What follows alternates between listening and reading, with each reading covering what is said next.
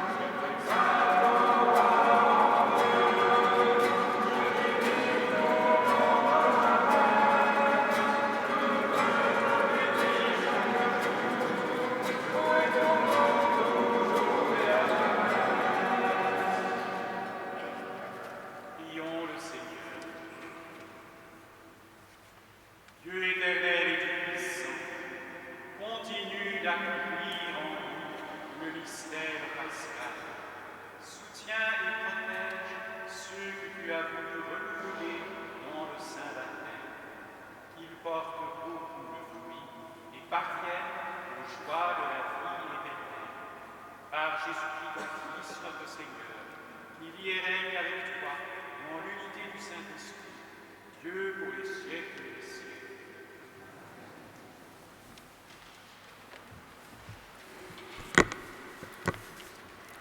Lecture du livre des Actes des Apôtres. En ces jours-là, arrivé à Jérusalem, Saül cherchait à se joindre aux disciples, mais tous avaient peur de lui, car ils ne croyaient pas que lui aussi était un disciple. Alors, Barnabé le prit avec lui et le présenta aux apôtres. Il leur raconta comment sur le chemin, Saül avait vu le Seigneur qui lui avait parlé, et comment, à Damas, il s'était exprimé avec assurance au nom de Jésus. Dès lors, Saül allait et venait dans Jérusalem avec eux, s'exprimant avec assurance au nom du Seigneur. Il parlait aux Juifs de la langue grecque et discutait avec eux. Mais ceux-ci cherchaient à le supprimer. Mis au courant, les frères l'accompagnèrent jusqu'à Cérazée et le firent partir pour Tarse. L'Église était en paix dans toute la Judée, la Galilée et la Samarie. Elle se construisait et elle marchait dans la crainte du Seigneur. Réconfortée par l'Esprit Saint, elle se multipliait. Parole du Seigneur.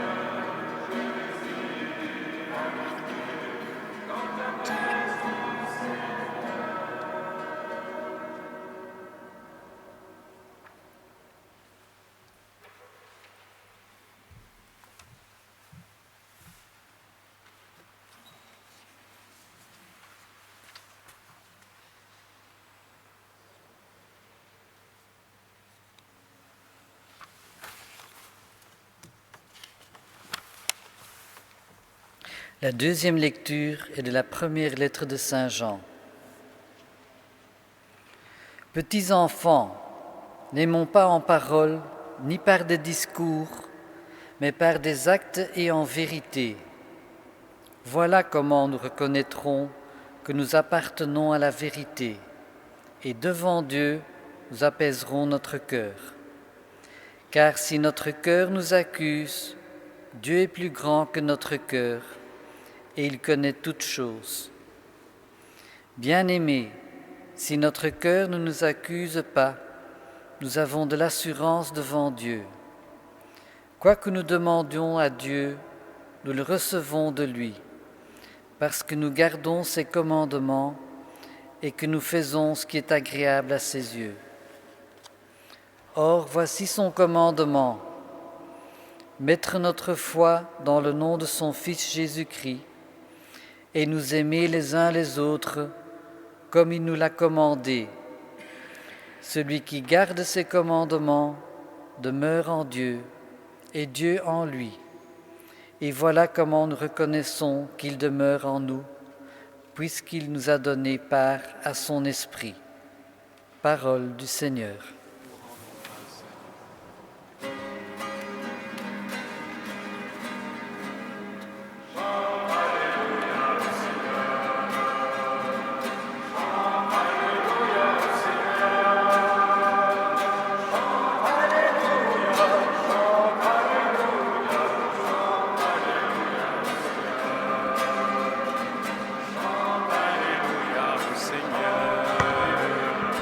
Chante Alléluia au Seigneur.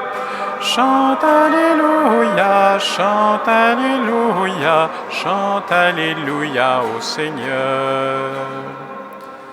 Demeurez en moi comme moi en vous, dit le Seigneur. Celui qui demeure en moi porte beaucoup de fruits.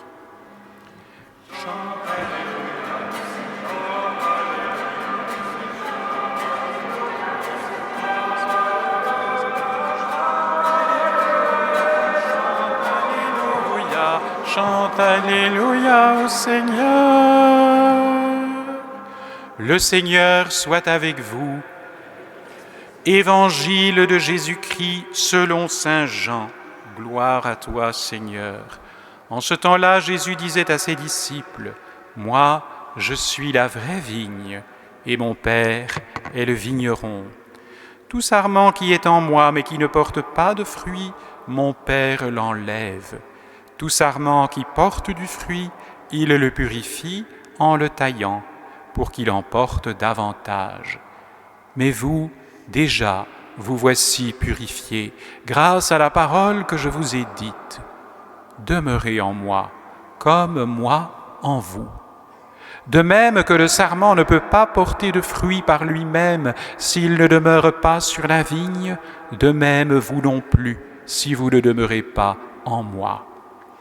Moi, je suis la vigne, et vous, les sarments. Celui qui demeure en moi et en qui je demeure, celui-là porte beaucoup de fruits. Car en dehors de moi, vous ne pouvez rien faire. Si quelqu'un ne demeure pas en moi, il est comme le sarment jeté dehors, et il se dessèche.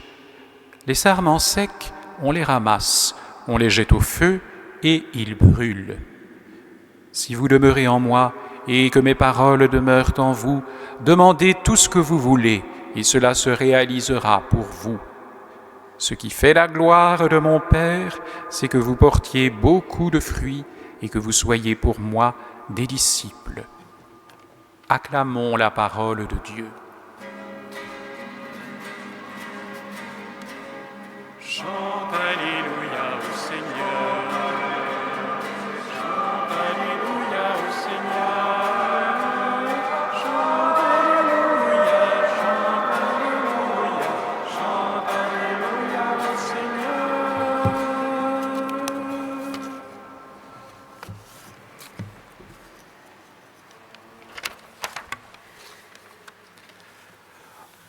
Pourquoi dois-je donc aller à la messe le dimanche?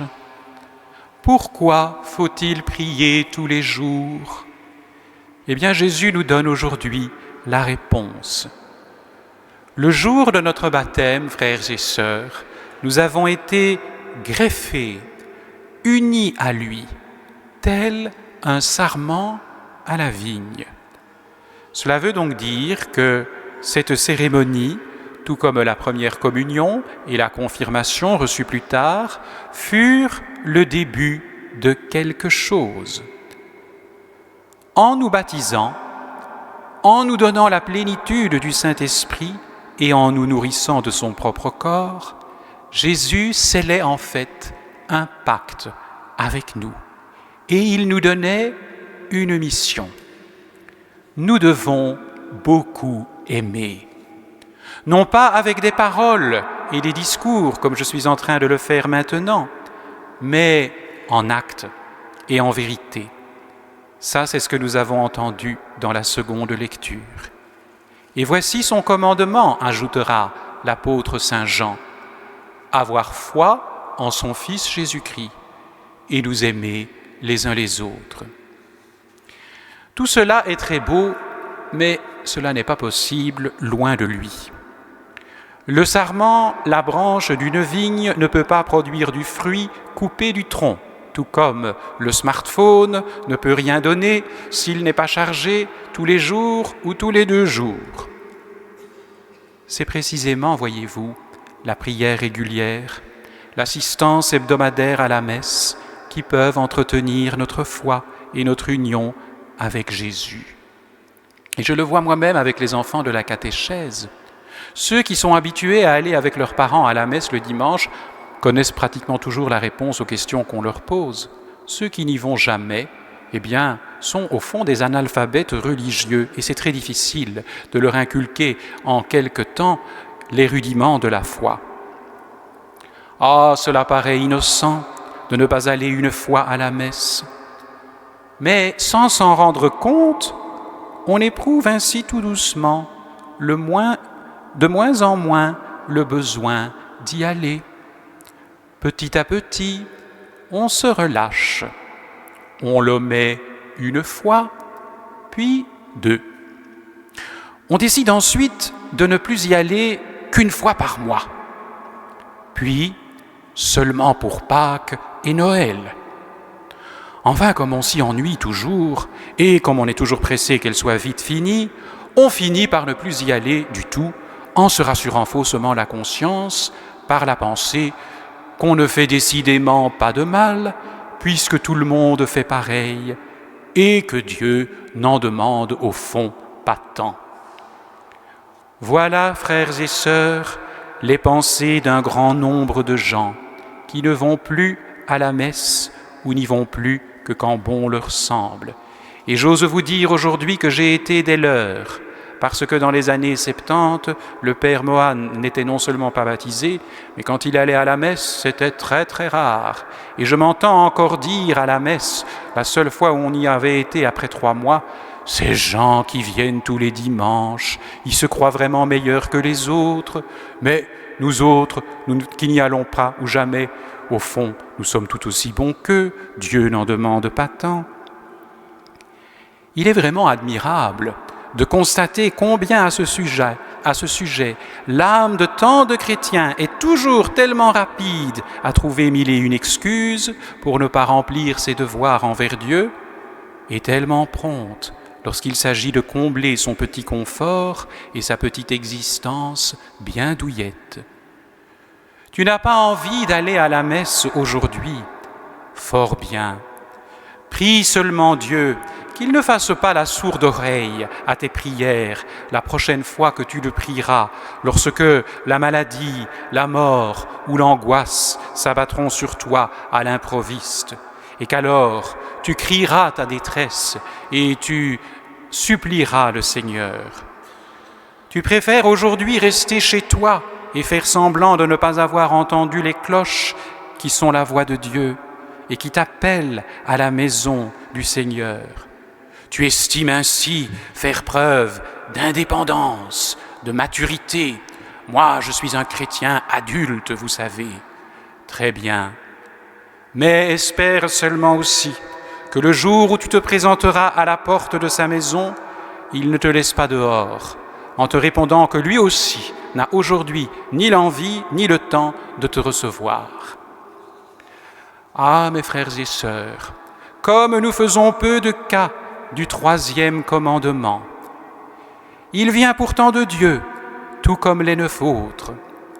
Combien donc sommes-nous lents à croire et peu fervents lorsque nous assistons à la messe?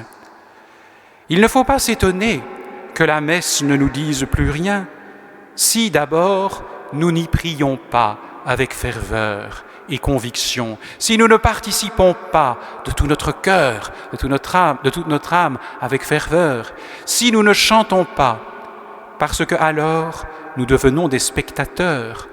Or, un prêtre qui dit la messe tout seul et auquel personne ne répond quand il célèbre, je peux vous dire que c'est bien triste.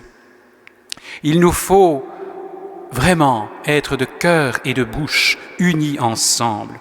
Ne fermons pas nos lèvres aux prières. Et si nous ne les connaissons pas, eh bien, prenons les prières dans des livres. Elles sont là pour nous aider à dire ensemble ces merveilleuses prières que les saints et l'Église nous ont laissées. Que faudra-t-il donc faire de plus pour réveiller les fidèles ? Serait-ce seulement la mièvrerie de nos chants, le manque de charisme des prêtres qui serait à l'origine d'une telle défection envers la messe du dimanche dans toute l'Europe occidentale? Ne serait-ce pas plutôt, malheureusement, le manque de conviction et de chaleur à prier dans le fond de son cœur? Un jour que je discutais de cette situation de nos églises vides, et ici à Notre-Dame-de-Lac, on ne peut vraiment pas se plaindre, mais il y a beaucoup d'autres petites paroisses ou petites églises où là c'est vraiment à pleurer. Je disais cela à un ami et il me disait, tu sais, si toutes les personnes que tu as baptisées venaient le dimanche à la messe, eh bien l'église serait trop petite. Et il avait raison. Je crois que c'est une chose à laquelle nous devons peut-être réfléchir. Le fait que nous assistions et que nous faisions l'effort de venir ici, c'est un acte de foi. Il y a des gens dans le monde qui ne peuvent même pas faire cela. Ils sont menacés dans leur existence s'ils vont à l'église. Ils ne savent pas s'ils vont sortir de l'église vivants, parce qu'on ne sait jamais s'il y a l'un ou l'autre terroriste ou autre qui ne serait pas prêt à égorger les gorges ou bien à faire exploser une bombe. Frères et sœurs, je crois que nous devons nous réveiller. Et je sais qu'il y en a certains d'entre vous qui le sont. Mais nous ne pouvons pas continuer à venir à l'Église quand bon nous semble, quand nous en avons le temps. De cette manière, l'Église, je peux vous assurer, ne se maintiendra pas. Parce que c'est cela le gros problème. Ce n'est pas le célibat des prêtres, ce n'est pas le sacerdoce pour les femmes qui éloigne les gens de l'Église. Ça sont des choses périphériques. Le cœur de la chose, c'est mon cœur, ma conviction. Est-ce que je crois vraiment en ce que je professe le dimanche, en ce qui a été professé le jour de mon baptême? Ou est-ce que c'est quelque chose un peu vague, où on a laissé s'envoler les choses? Nous devons faire attention, frères et sœurs, à ce que le matérialisme ambiant qui nous environne ne tue pas notre vie de foi. Car c'est cela ce qui s'est passé chez beaucoup de croyants mais non pratiquants, comme on entend souvent dire, croyants mais non pratiquants. Et pour finir, toutes les valeurs et les fausses valeurs, surtout du monde, deviennent leurs, et ils abandonnent leur identité chrétienne. Je n'ai pas de solution miracle pour ramener les gens à l'Église, et je pense que même le pape n'en a pas. Mais je crois que c'est à chacun d'entre nous, moi comme vous, à témoigner de notre foi et à en vivre. Rappelons-nous ce que nous dit Jésus lorsque nous sommes tentés de ne plus pratiquer. « Sans moi, vous ne pouvez rien faire ». Il n'a pas dit « sans moi, vous pouvez faire quelque chose ». Non, il a dit « sans moi, vous ne pouvez rien faire ». Celui qui demeure en moi et en qui je demeure, celui-là donne beaucoup de fruits. Quand j'étais tout jeune prêtre, ici à Laeken, parce que maintenant j'ai des cheveux gris, et quand je vois des photos de moi ici au début, ce n'était pas comme cela, il y avait 2 messes le dimanche, il y en avait une à 9h et il y en avait une à 11h30. Et j'allais entre les 2 messes boire une jatte de café, comme disait le responsable à l'époque, M. l'abbé Van Averbeek, paix à son âme, chez lui en attendant la seconde messe. Et il me disait au détour de sa tasse de café ceci: « Où crois-tu que les gens qui sont déjà pressés par leur travail, par le stress, par les enfants, aient le temps de prier? Ce n'est pas malheureusement chez eux qu'ils prient, c'est souvent simplement à l'église, quand ils viennent le dimanche à la messe. Alors il faut faire en sorte, vois-tu, qu'ils puissent vraiment y prier. Et je crois qu'il avait raison. Nous devons vraiment prier aussi avec nos mots à nous quand nous venons à la messe. Quand nous avons reçu le précieux corps de Jésus, non pas une hostie, mais le précieux corps de Jésus, prions pour tout ce qui va, pour tout ce qui ne va pas, pour tout ce qui pourrait être meilleur pour les autres. Si vous demeurez en moi et que mes paroles demeurent en vous, demandez ce que vous voudrez et vous l'obtiendrez, nous dit Jésus. Heureux, frères et sœurs, celui qui entend ces paroles et les met en pratique. C'est Dieu qui vous parle en ce moment, ce n'est pas moi, afin que vous fassiez quelque chose. Venez dans la maison du Seigneur le dimanche. Amen.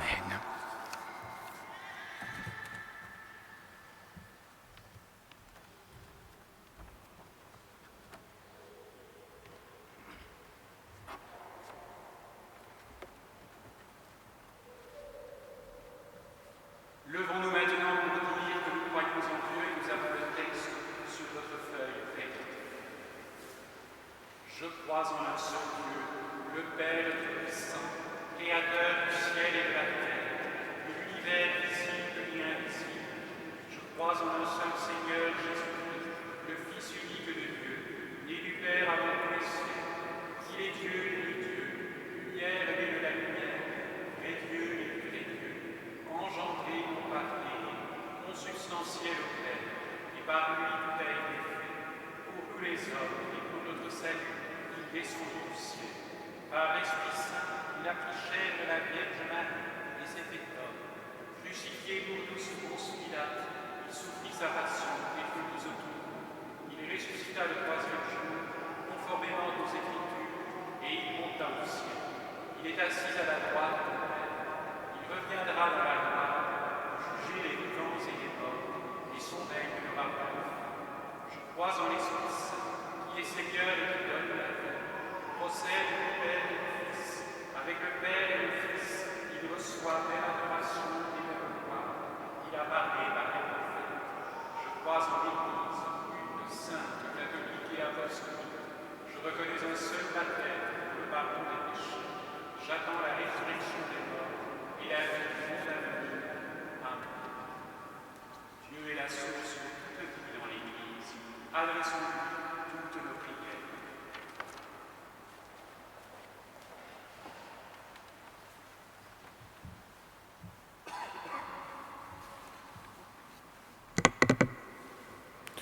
Prions pour que tous les chrétiens restent unis à Dieu en le priant et en posant des actes concrets d'amour pour les autres.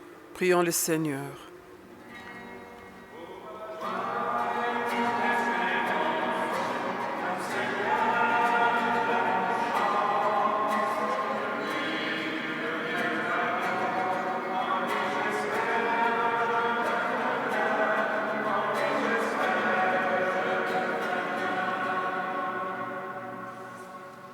Prions pour que, dans notre monde sécularisé et indifférent, la présence de Dieu ne soit pas entièrement effacée de la vie de la société. Prions le Seigneur.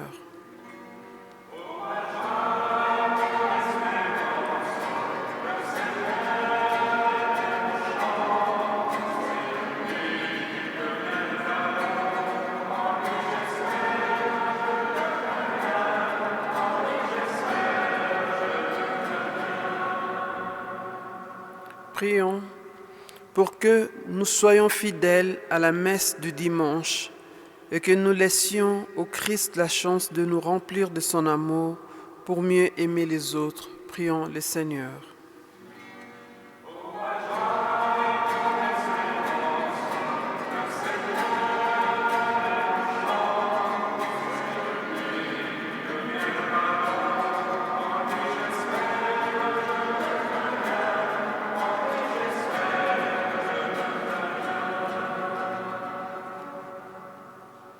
Prions pour les personnes qui, pour de bonnes ou de mauvaises raisons, ont délaissé toute pratique religieuse et toute vie de foi. Qu'elles puissent sentir que le vide de l'absence de tout idéal et de toute religion ne peut être compensé que par la présence aimante de Dieu. Prions le Seigneur.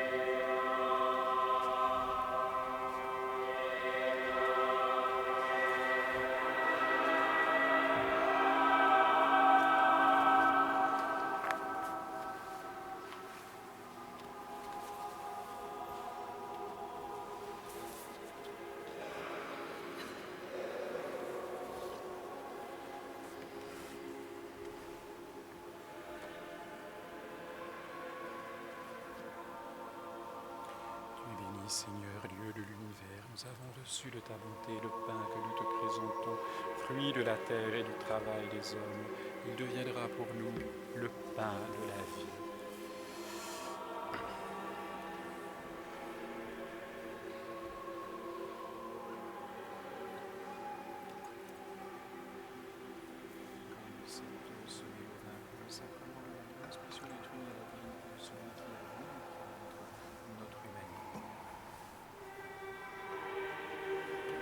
Tu es béni, Seigneur Dieu de l'univers.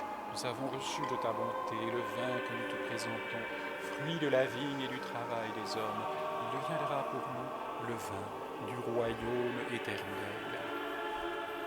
Au cœur humble et contrit, nous te supplions, Seigneur, accorde-nous que notre sacrifice ce jour trouve grâce devant toi, Seigneur notre Dieu.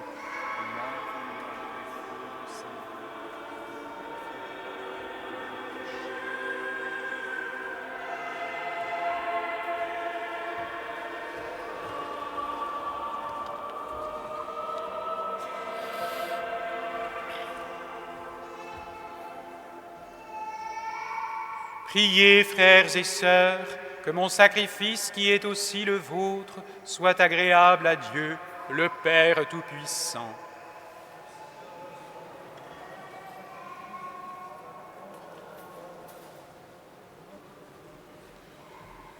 Seigneur notre Dieu, dans l'admirable échange du sacrifice eucharistique, tu nous fais participer à ton unique et souveraine divinité. Nous avons reçu la connaissance de ta vérité. Accorde-nous de lui être fidèles par toute notre vie, par le Christ notre Seigneur. Le Seigneur soit avec vous. Élevons notre cœur. Rendons grâce au Seigneur notre Dieu. Vraiment, il est juste et bon pour ta gloire et notre salut de te louer, Seigneur, en tout temps, mais plus encore de te glorifier en ces jours où le Christ, notre Pâque, a été immolé. Le monde ancien est détruit, la création déchue est renouvelée, et dans le Christ nous est rendue la vie en plénitude. C'est pourquoi la joie pascale rayonne par tout l'univers, la terre entière exulte, les puissances d'en haut et les anges dans le ciel chantent sans fin l'hymne de ta gloire.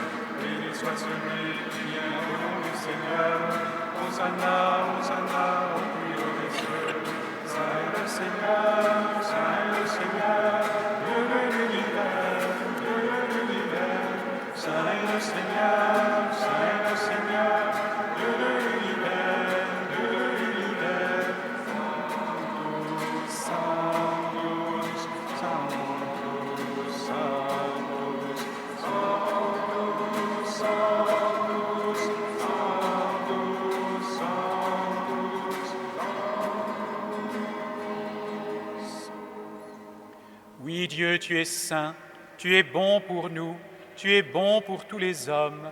Nous te disons merci et nous voulons surtout te rendre grâce à cause de Jésus, ton Fils. Il est venu nous apporter la bonne nouvelle. Nous sommes faits pour vivre, pour être dans la gloire du ciel avec toi. Il nous a montré le chemin qui mène à cette vie, c'est l'amour des autres. Il a pris ce chemin avant nous. C'est lui, Jésus le Christ, qui nous rassemble maintenant autour de cette table où nous apportons notre offrande. Sanctifie, Père très bon, ce pain et ce vin.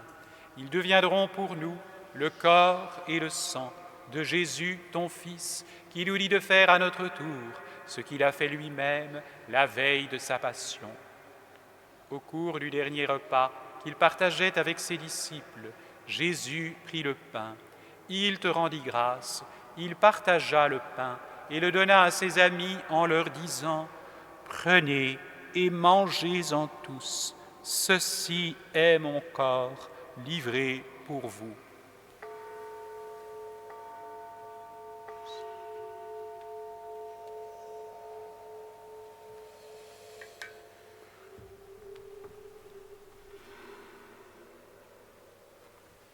Il prit aussi la coupe de vin, il te rendit grâce, il donna la coupe à ses amis en leur disant « Prenez et buvez-en tous, car ceci est la coupe de mon sang, le sang de l'alliance nouvelle et éternelle, qui sera versé pour vous et pour la multitude en rémission des péchés. Vous ferez cela en mémoire de moi. »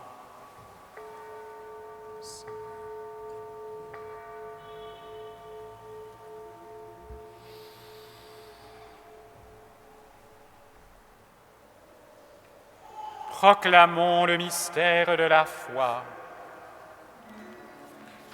Jésus, nous rappelons ta mort et ta résurrection,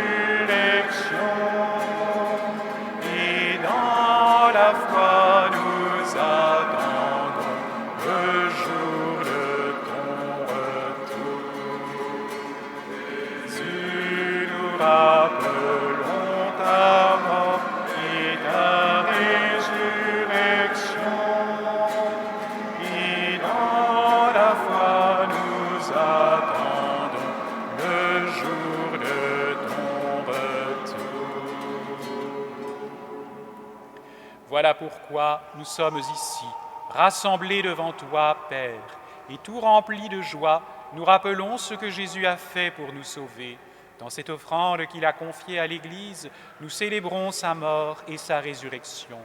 Père du ciel, accueille-nous avec ton Fils bien-aimé.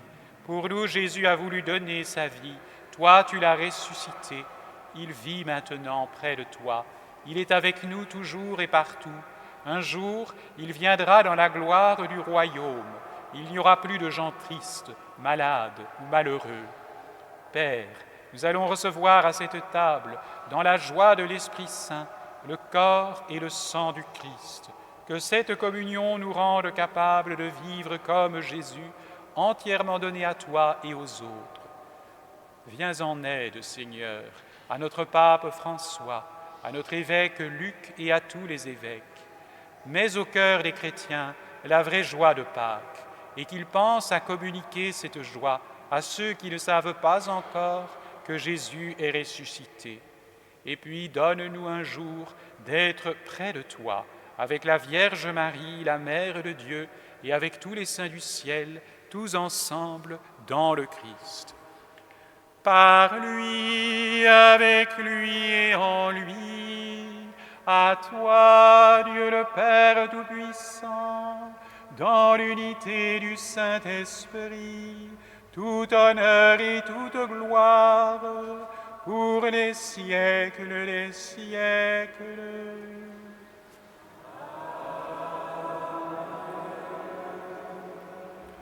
Unis dans le même esprit, nous pouvons dire avec confiance et avec conviction la prière que nous avons reçue du Sauveur.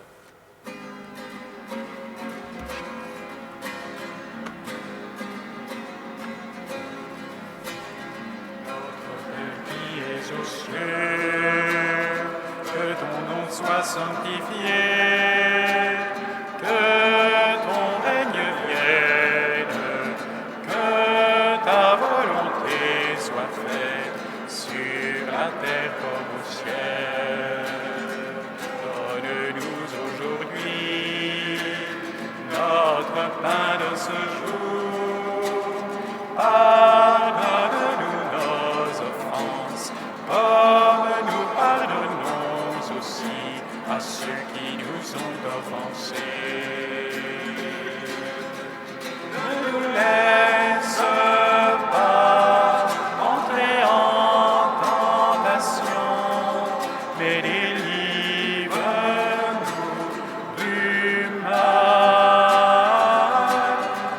c'est à toi qu'appartiennent le règne, la puissance et la gloire pour les siècles des siècles.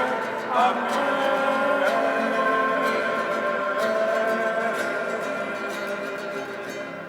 Seigneur Jésus-Christ, tu as dit à tes apôtres, « Je vous laisse la paix, je vous donne ma paix. Ne regarde pas nos péchés et notre tiédeur, mais la foi de ton Église, pour que ta volonté s'accomplisse. Donne-lui toujours cette paix et conduis-la vers l'unité parfaite, toi qui vis et règnes pour les siècles des siècles. Que la paix du Seigneur soit toujours avec vous. Dans la charité du Christ, frères et sœurs, donnez un signe de paix. La paix soit avec vous. La paix soit avec vous.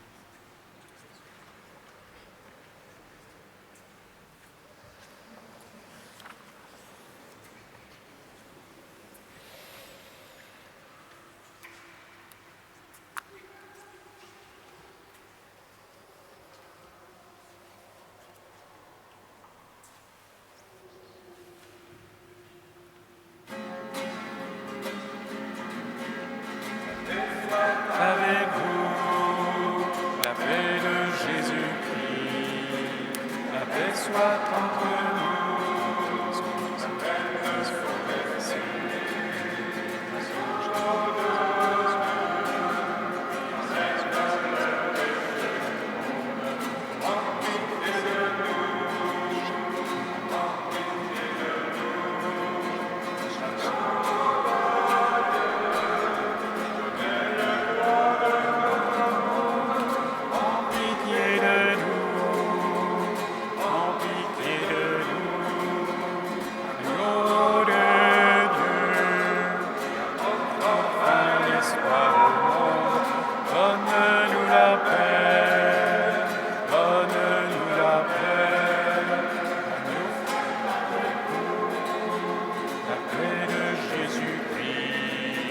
La paix soit entre nous, la paix de son esprit.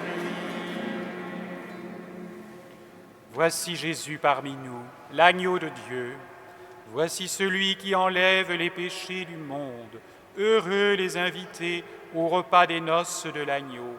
Seigneur, je ne suis pas digne de te recevoir, mais dis seulement une parole et je serai guéri.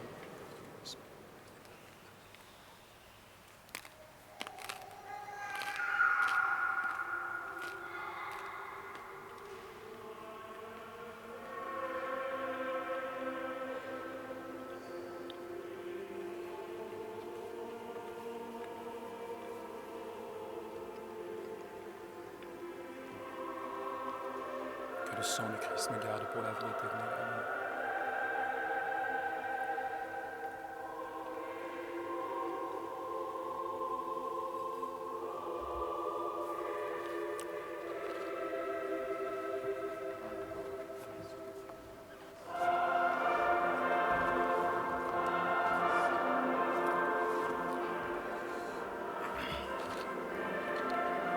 Voici le pain de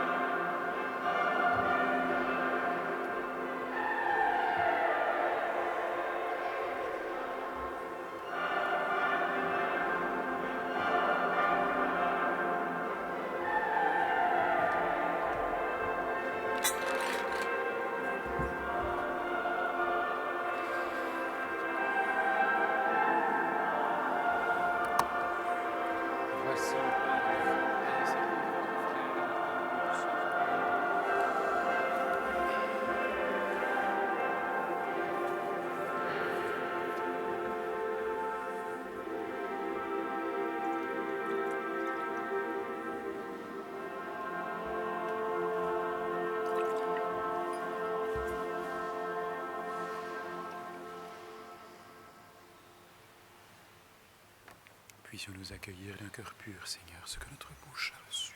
Trouver dans cette communion d'ici-bas la guérison pour la vie éternelle.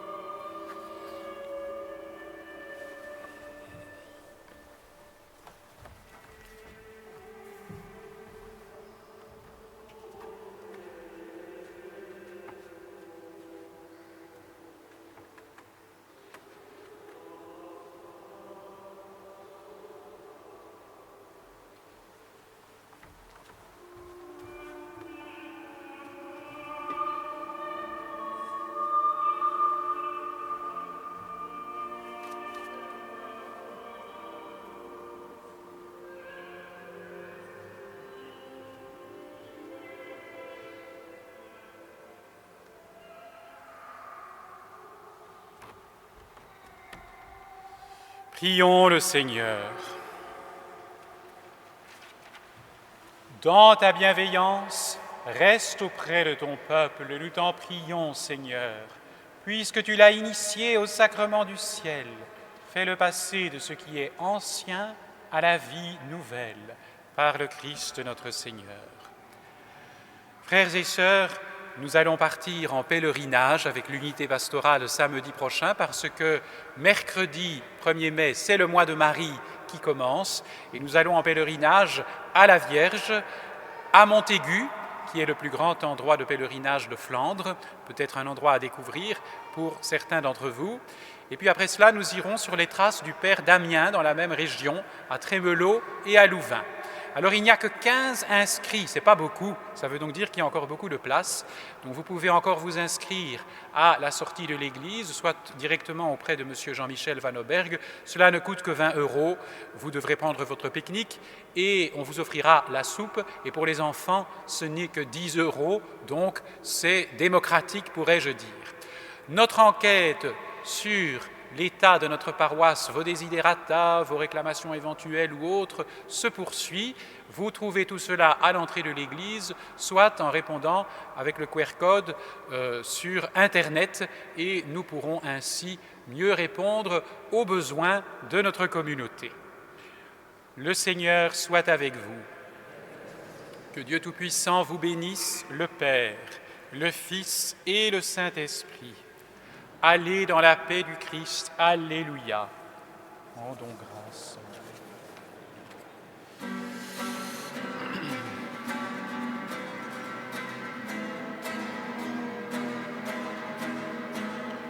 Qui se lèvera pour les fils des hommes, qui les sortira du désert des défaites, des vies imparfaites.